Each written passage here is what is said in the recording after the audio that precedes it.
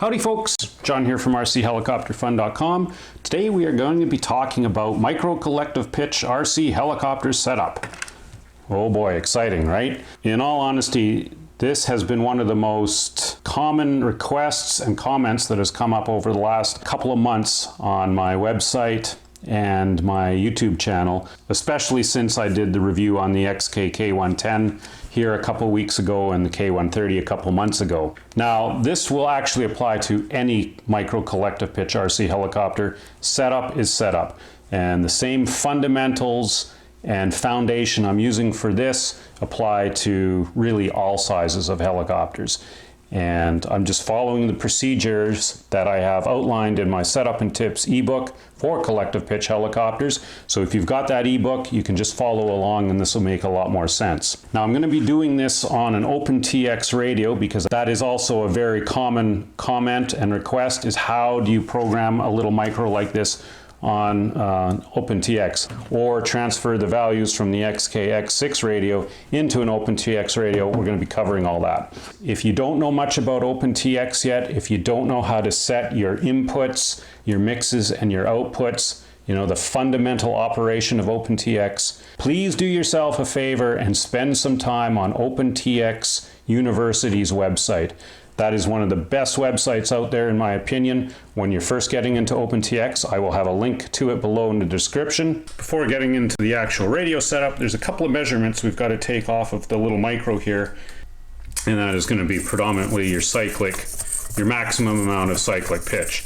Now on a larger helicopter you would use a pitch gauge for this, but on these little micros I use the blades themselves as the measuring device. Now you want to make sure if you've got any dual rate turned on, you want that off. You want maximum travel here. Now, if you've got a helicopter that you've never flown before, obviously you're going to be going off of the instruction manual to set your cyclic range. On little micros, you don't really get any of that. You just kind of have to guesstimate. And usually what I would do is I just look at the amount of swash tilt and set it as large as possible before the servos start binding on the swash plate. That's probably too aggressive, but that'll get you going. But we already know this thing flies. It was bound to the XK radio out of the box. It flew well. Another important thing while I'm talking about the swash, make sure it's level front to back, side to side. We know that because it was in good trim while it was flying, so that shouldn't be an issue. And you want your blades producing 0 degrees of collective. So you want, when you fold them side by side on little micros, if they line up like that, you know they're producing 0 degrees of collective. And you could either set up a special pitch curve for that, or just ensure your collective and throttle stick gets them lined up side by side. Just move it to that position. Turn your throttle hold on, of course, so they don't spool up.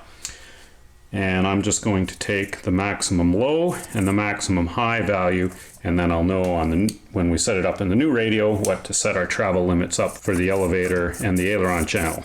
So we'll do the elevator or cyclic pitch first. We'll do maximum low. See how high these are off the deck.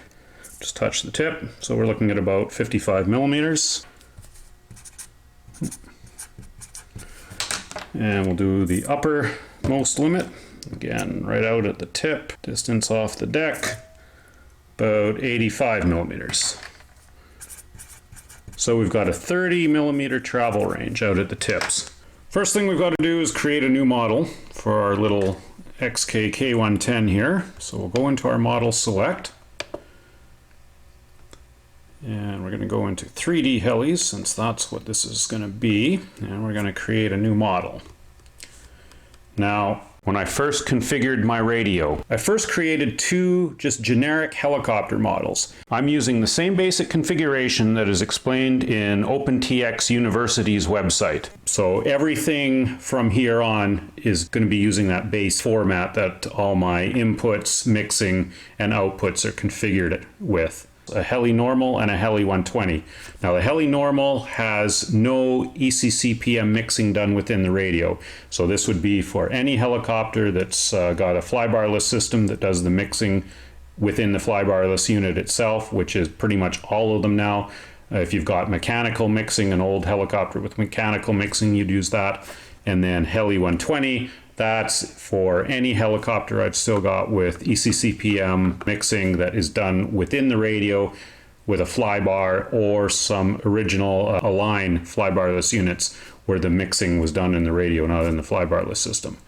Now, I've also got another one here called Heli Futaba. This is basically identical to the Heli normal, but because Futaba's SFH SS protocol, they map the throttle channel out on channel 3 instead of channel 1, like everything else pretty much. I've created a special generic model for it as well, and that's in my mix menu. You'll see when we go over that, all my throttle channel outputs are on channel 3 instead of channel 1. So that's all this Heli Futaba is, and of course all of XK's helis are going to be using that. So we're going to select Heli Futaba. Well, we're going to duplicate the model. Okay, so now we've got another Heli Futaba here. And I'm going to move it. We're going to rename it, of course, but first I'm going to move it. And I'm going to move it up in front of the XK-K130. Try to keep the size in a natural progressive sequence here. And we're going to select that helicopter. Normal mode, throttle release, low rates, rudder low, acro mode. So here it's just called Heli Futaba. There's no image or anything. We've got to add all that. And we're going to go through that right now. Now I'm going to just fast forward through this. So we're going to change the model name to XK K110. And model image, I've already downloaded an image file of the K110 on the SD card. So we'll just go through all my different images here. There it is, K110. Now if we were to go out, we should have the image there. There it is. I'll go back into model here. Timer. I know this model's roughly running at about 5 minutes for kind of light sport flights. That's what I'm going to set this at. If you don't know yet though what your flight times are going to be like on your specific heli, of course you don't have to set this yet. You figure that out after several flights. And now we're going to go into binding this thing. I'm going to go down to our RF outputs here. So here we go. So our internal RF, now depending on your specific OpenTX radio, you may have to turn this on or off. I'm using the external module on this Horus, the iRange X multi-protocol module. So I want the internal RF module turned off and the external one turned on, selected with multi. And we're going to select SFH SS protocol. And receiver number, I'm going to call this receiver number 5 just because I've bound already 4 different XK and that M2 helicopter. And now I'm going to zoom out so we can see if this thing will bind. Okay, I'm going to plug the helicopter in. That bright white screen is probably playing havoc with the auto exposure here, but hopefully we can see the little red LED flashing there. So we'll try binding it. Push in the little tactile bind button in. And you wait for it to bind. Nope, nothing's happening. So this you'll find sometimes with any SFH SS protocol RX. You sometimes have to do this RF frequency fine tune. The way I do it is I just dial it up and down till I find the high and the low point at which it communicates, and then I pick the middle point. I'm just going to start dialing it up. Oh, something's happening there. So it bound at about 30 for the frequency fine tune. So we're going to say 30. Now if I keep increasing it, I want to go to where it actually stops working. There, it's clunky around 127. So about halfway, what's that, 30 to 127, what is that, around 70? Actually about 75, right? So we're going to pick 75 for our frequency fine tune. Okay, so everything's bound. We're not going to worry about directions yet or anything. We just want to make sure the helicopter is bound up to the radio here, which it is. Now we can start going into the actual settings. Model setup finished. We can start going through all the different parameters here. So first one that comes up is heli setup. This is just to set your swash type. Leave it blank. Like I said, the flybarless unit is doing that internally. So you leave that blank. Flight modes, I never even touch these. Now we get into the meat and potatoes, the inputs, and your mixing. And this is what OpenTX is all about. Again, this is straight off of OpenTX University's website, how I have configured my radio. There's many different ways to skin the cat though with OpenTX. This is my method. So inputs, this is just where you're assigning names to your different sticks and switches and whatnot. So input name, calling it throttle, and the source is the throttle stick.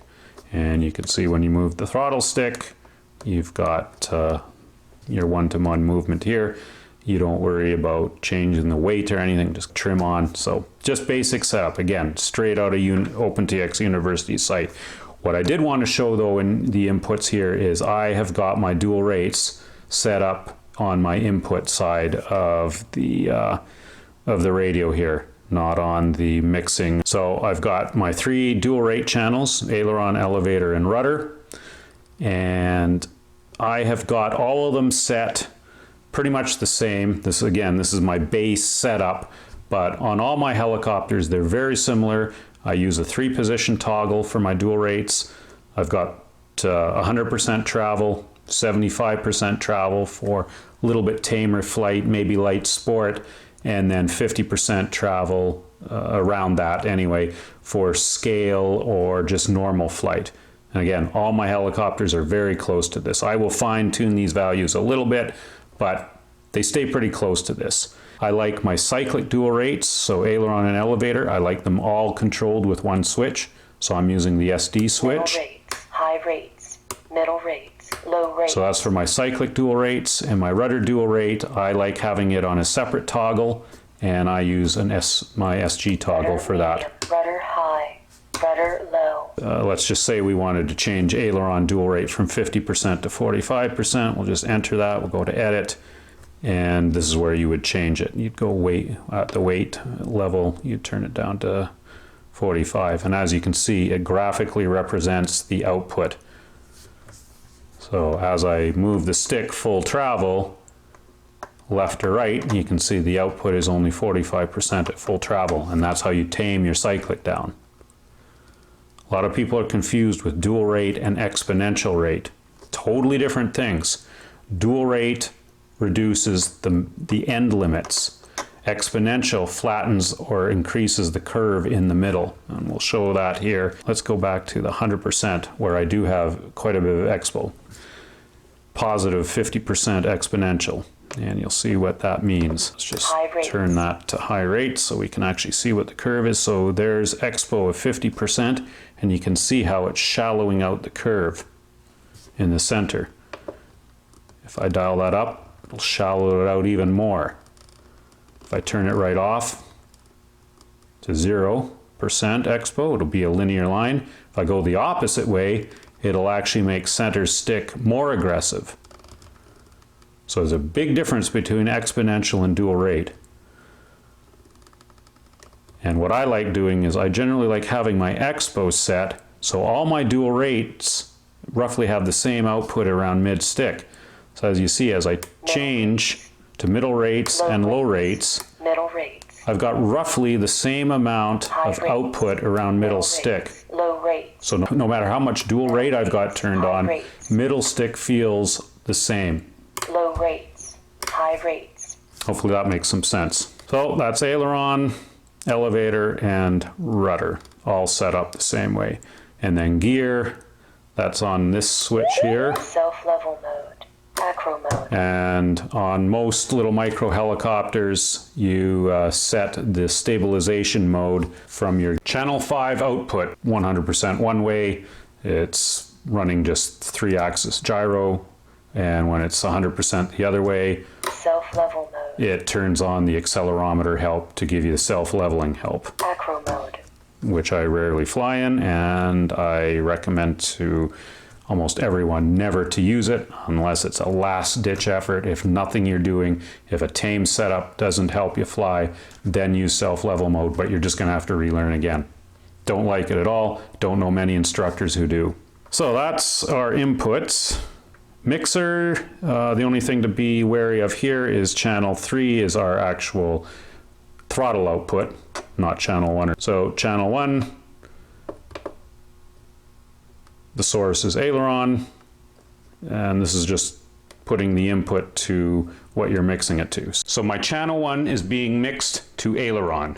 Channel 2 is elevator, channel 3 is throttle, channel 4 is rudder, channel 5, I just call it gear, and channel 6 is pitch.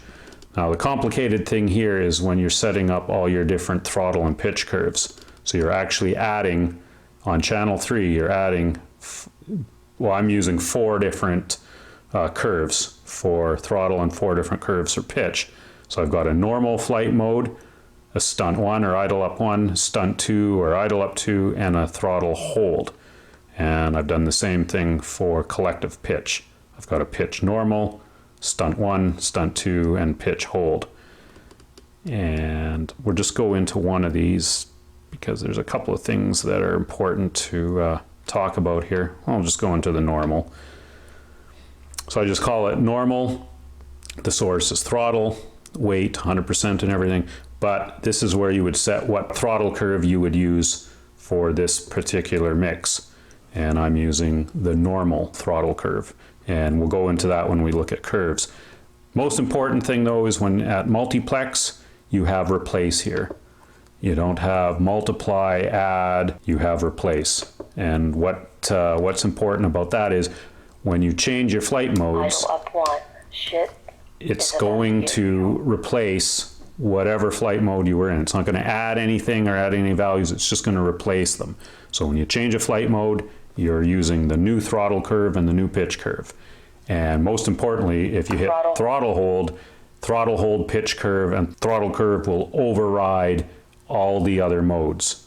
Throttle release. And we can see that if we go into the throttle hold, throttle curve, again, got replaced down there, very important. And we're using the throttle hold curve.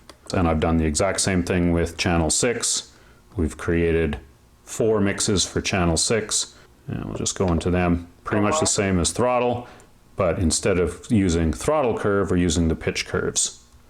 Again, using replace on all of them, very important. So that's a lot to get your head around. You just basically have to play with it and you'll figure it out. And one of the best things that you can use on any computerized radio is your monitor screen, because this will show you how everything's working after you set it up. It will point out programming blunders, all types of things. So you can see when I'm moving my throttle stick here, Normal mode. both channel 6 and throttle channel 3 are outputting. But let's get back into the setup here. So that was our mixing. If you just wanted to take a look at that again, and you can just make notes of what it is. You obviously assign what switch controls your flight mode. Now our outputs. Now we get to see, actually before doing outputs, let's go to our curves. I'm going to show you how to set these up. We'll check the XK radio so we can get the same type of curve in here. We've got 4. I've just got them separated. I've got my pitch curves starting at curve 11 to curve 14, throttle curves at curve 1 to curve 4, and I've left space in here in case I wanted to add more throttle curves. I don't know why I would. 4 is the maximum I've ever used, but that just gives you some wiggle room. Again, that was straight out of OpenTX University's website in their recommendations for setting curves up. So for our throttle curve, let's do the normal one. Now all my normal throttle curves, I like 0% at low stick, so I can throttle down at low stick. And then all my other curves are idle up, so I've got power throughout the collective range, and of course the throttle hold throttle curve is 0% power. But let's set this normal flight mode one up. Now what I like doing is, this is very familiar, 5-point throttle curve, right? I'm lazy, so I like changing these to as few points as I need to set up the curve properly. And for throttle curves, that's either going to be 2 or 3 points. So I'm going to change it to 3 points, and type I'm going to change this to custom. And what that allows you to do is move the point. So when I'm setting up a helicopter in my normal flight mode, I want to power down at low stick, but I want the power to come on fairly quick. Now you sometimes have to be careful with this. If you've got a helicopter that spools up real quick, you never have to worry about little micros because there's not much torque. But on a large helicopter, if you've got curves like this, sometimes the torque, they will spool up really quick. And you just have to be very gentle as you're coming off low stick so they don't spool up too rapidly. This is just my method. You know, you can set it up any way you want if you want the power to come on a little bit later, but I find that I want the power coming on pretty quick predominantly, so when I'm flying, if I am flying in this mode, I've still got power through most of the collective range. Only if I pull low stick will it power down. So that's that. Now let's go into our radio here and find out what our throttle curve is in our normal flight mode. So where are we? Throttle curve. There we go. So 0.1 is at 0% power, which we've got. So that's good. 0.2, 55% power. So that's what this point would be. Now, OpenTX, they use outputs of -100 to +100, and center is 0. This uses, like Spectrum radios and JR, 0 to 100, and midpoint would be 50. So there's an easy conversion for this. Again, I go over it in my setup and tips ebook, but you would double the value and minus 100. So 55 times 2 is 110, minus 100 is 10. So we would want this value here to be 10.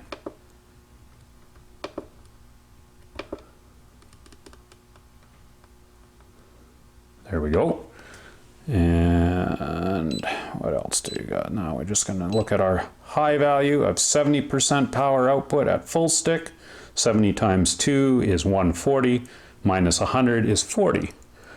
So this should be 40, and there it is. It's already set at 40, obviously from a previous heli that I had set up with this curve. That's our normal one. Now idle up 1.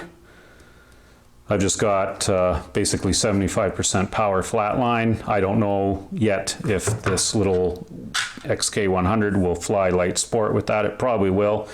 I'm going to dial this middle value down a bit because at 0% or 0 degrees collective, it's not going to be using as much power. You don't have to do that. You can run a flatline curve if you want. It's totally up to you. It's a lot dependent on the helicopter. I won't know for sure if this works until I fly it. Let's go to Stunt 2. So let's see. I know I've got the Stunt. Let's change this to idle up. So 0.1 is 100% output, which it is. We won't worry about 0.2 because we don't have one. 0.3 is 80% output. 80 times 2, 160 minus 100 is 60. So we're going to dial this point down to 60. And then back to 100. So there's our throttle curves. Oh, and throttle hold, just so you can see that. I've just got a 2-point curve selected here, just setting the low stick and high stick at minus 100, so 0 power. Now we'll do our pitch curves. Now this is going to be a little bit different. I'm not going to worry about what's in the radio because I'm going to set that up using interpolation of the collective range. Just real quick, assuming I've got a minus 12 to plus 12 collective range, we can interpolate our pitch curve values just by looking at the graph. We know minus 12 is at low stick, 0 degrees collective is at mid, and plus 12 is at high. So this curve here, at 50% up to, what do we got here? So that would give us 0 degrees collective at mid stick, and at high stick at 70% of the travel range, we've got what, 0 to plus 12, so the midpoint would be plus 6. So this would be about plus 8.5, plus 9, somewhere in there. So this is a very tame, just general flying, 0 degrees collective, up to about plus 8, plus 9. And we'll go to our Stunt 1. So here we're at minus 80 to plus 80. So this collective range, again assuming minus 12 to plus 12, will give us roughly a minus 10 to plus 10 collective range. And that's a nice light sport pitch curve. And then pitch 2, this is just a linear minus 100 to plus 100, and that would give us minus 12 to plus 12 collective range. and the pitch curve for throttle hold. This is a special setup pitch curve I use for all my helicopters. Again, I explain it in more detail in my actually in my Swash ebook, but I think I also have it in my setup and tips ebook. Anyways, it just allows you to set your low, mid, and high collective range a lot easier.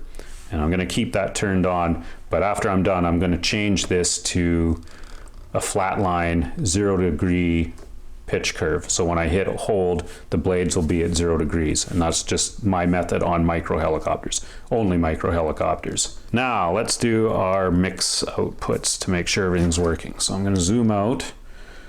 The display is probably playing havoc with the auto exposure here, but hopefully we can see everything. Plug in the helicopter.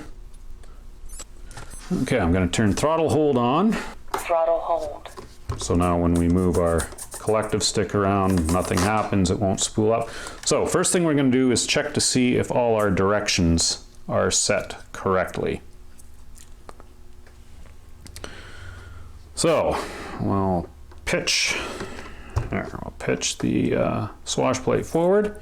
So the elevator or cyclic pitch is working in the correct direction. Let's look at cyclic roll or aileron.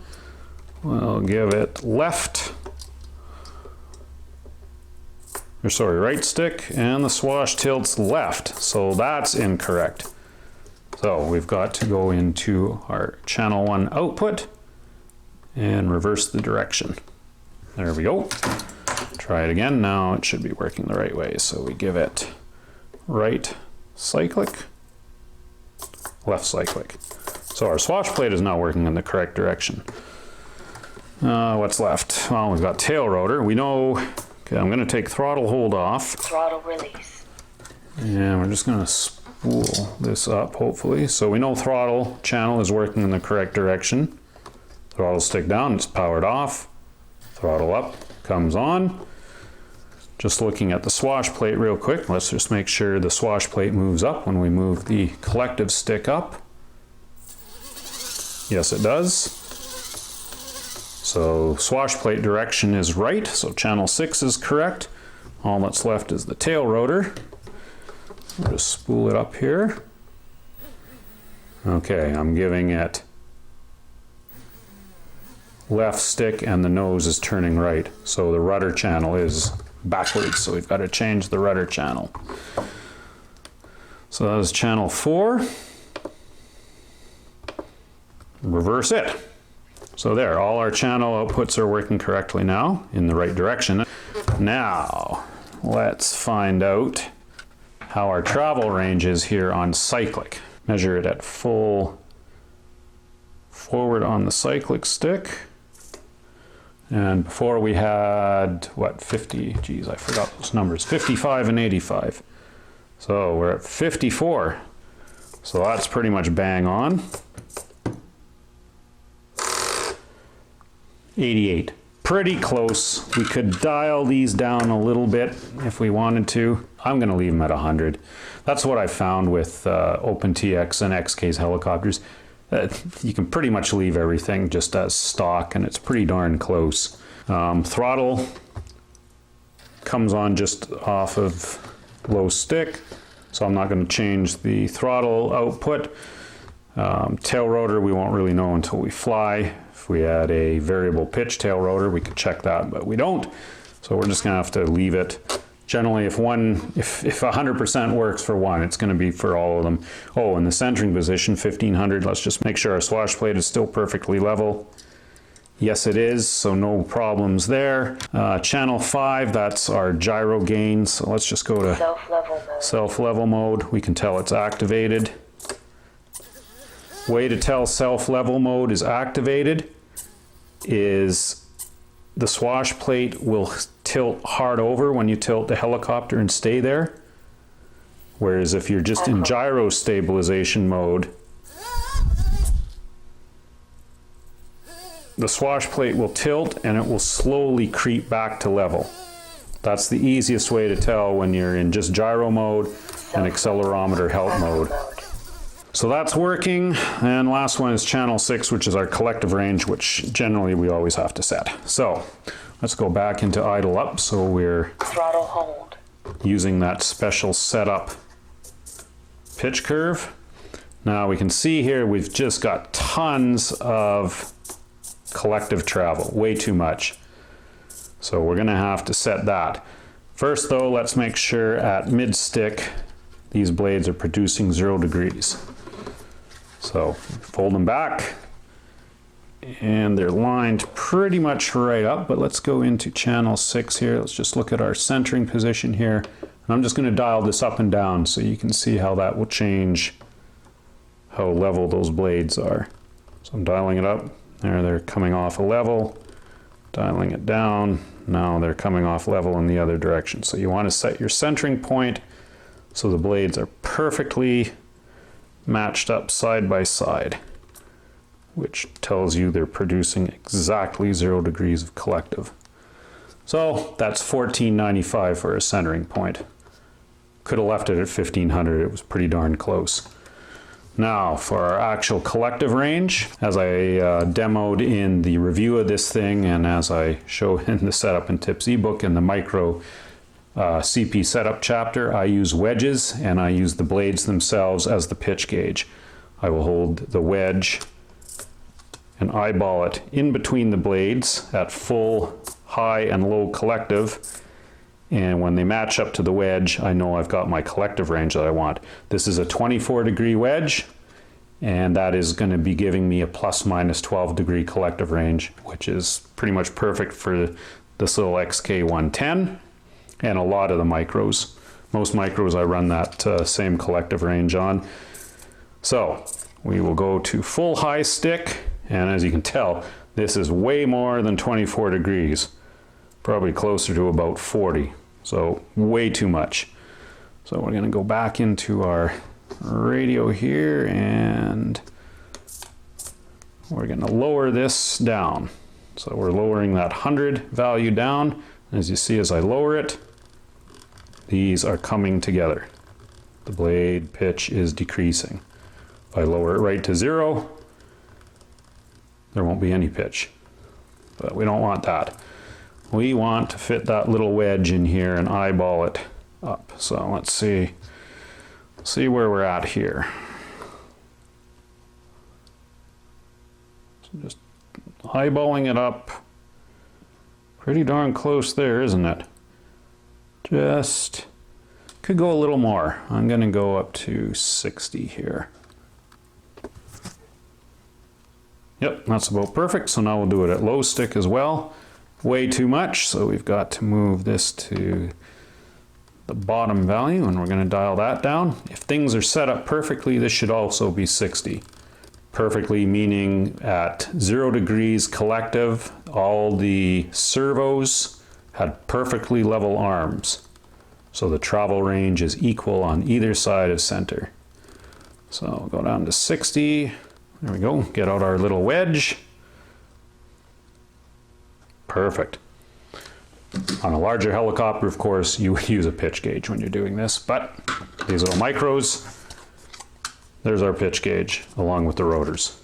We know this thing is set up correctly. We've got a full plus and minus 12 collective range, 0 degrees in the middle. Oh, that's the other thing. Let's go back to our throttle hold pitch curve and change that back from our setup pitch curve to our actual hold pitch curve, producing 0 degrees of collective.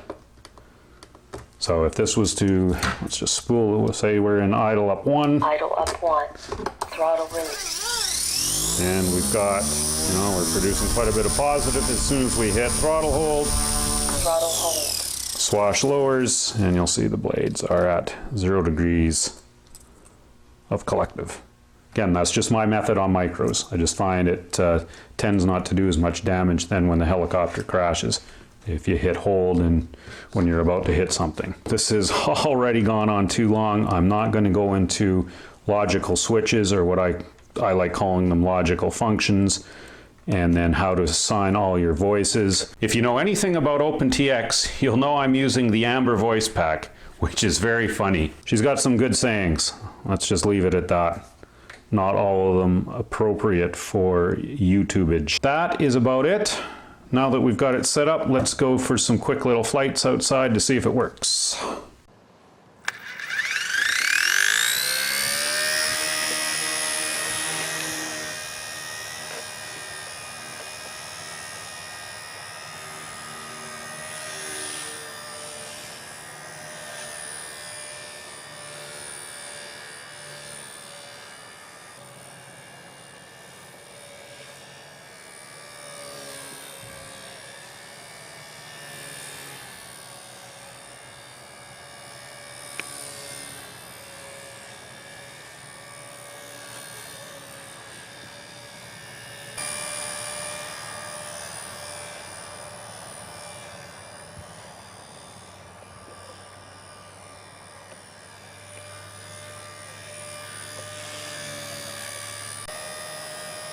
Idle up 1.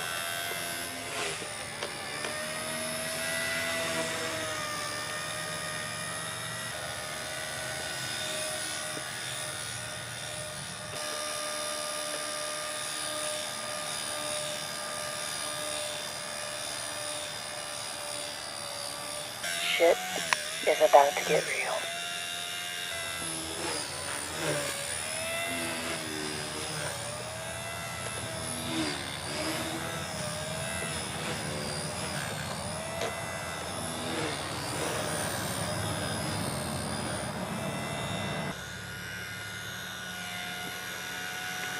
Hey, if it's not too much to ask, can you plug your charger into me?